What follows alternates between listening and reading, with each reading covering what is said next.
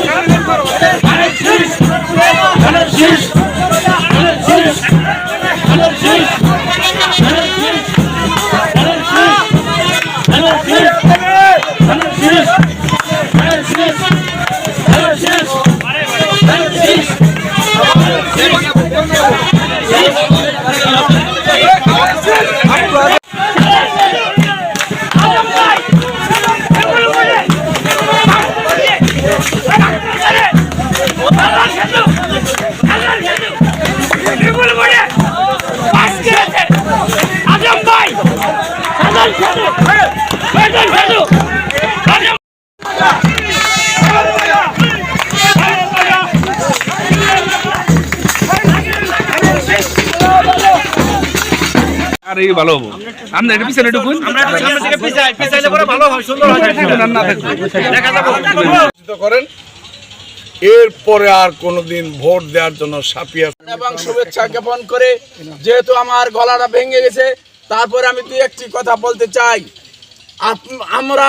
যে বিজয় অর্জন করেছি কাকরাজান বিএনপির ঘাঁটি আবারও প্রমাণ করেছে কাকরাজান এই বিএনপির ঘাঁটি থেকে আমরা অ্যাডভোকেট আহমেদ আজমকে বিপুল পরিমাণ ভোট দিয়েছি সেজন্য অ্যাডভোকেট আহমেদ আজম খান গতকালই এই কাকরাজানকে কৃতজ্ঞতা প্রকাশ করে কাকরাজান আমরা আশা করি বিগত আগামী দিনে যতদিন আমরা